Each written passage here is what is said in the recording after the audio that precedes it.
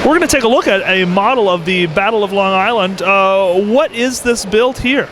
This depicts a scene from the Battle of Long Island, in which case the British landed on Long Island and were chasing the Continental Army up Long Island towards Manhattan, and they got to a point where the Continentals were holding pretty strongly near Brooklyn, but the British did this big flanking maneuver, and it trapped this section of the Continental lines up against a tidal mill pond, and they were forced to retreat across it.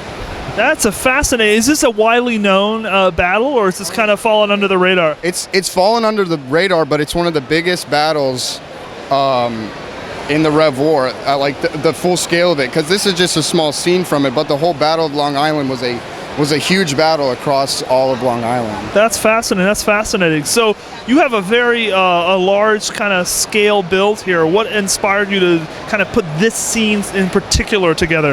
Right here we have the placard, and it shows a painting that somebody painted to represent what happened here. So we took it from the painting. That's and awesome. Wanted to make it in Lego. That's cool. So that's like, so you use that painting as like a work to kind of go off of to build the thing. And then we researched more about it, and so there's little details in here that nobody will ever know about that are actually extremely accurate to the exact things they had. Sure. Now this is a collaborative effort.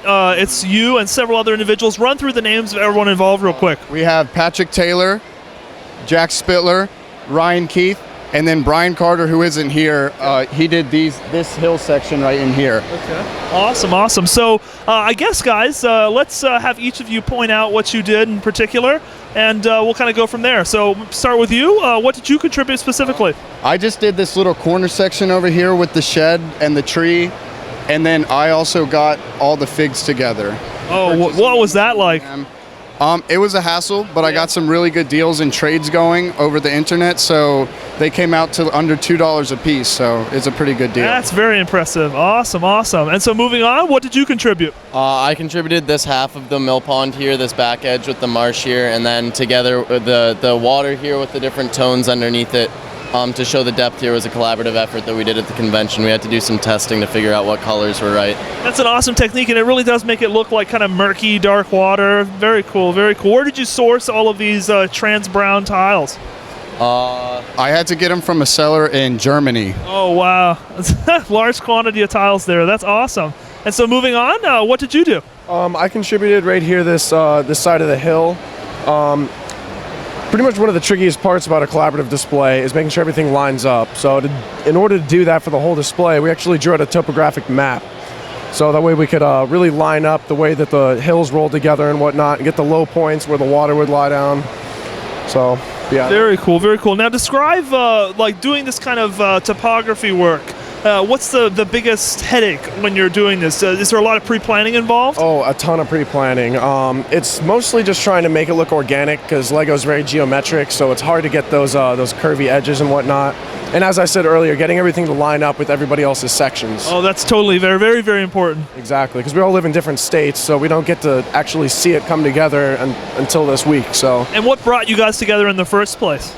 We're all just a great bunch of friends. We love hanging out with each other and love Lego. So awesome. And then moving on, Patrick, what did you contribute?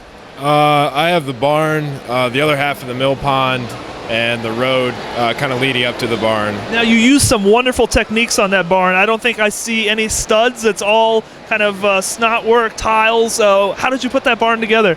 I put it together starting probably about a week ago, and it was kind of a mad rush to the end. You're very honest. I appreciate that. Yeah, probably should have got it started a little while ago, but it's incredibly fragile, but yeah. Very cool. And I like how it fits into the layout at an angle. Was that hard to work out? Not really. You just kind of put the footprint in there, and then just kind of line up the angle plates, and away you go.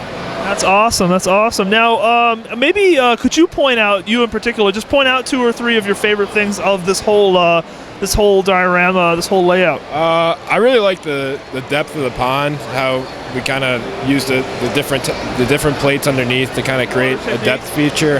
And I'm also really a big fan of the infantry and how they line up in the landscape.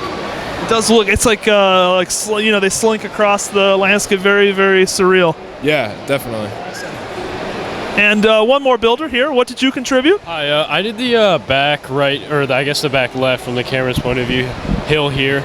Awesome. Yeah, thank you. What was it like collaborating ahead of time? What communication tools did you guys use to make sure everyone was on the same page? Well, we have a group chat, so that helped, and then we would essentially like take pictures of the side, so the other builders could match up their hills or whatever to our hills. That's awesome. Guys, thank you so much for sharing with us. Wonderful build.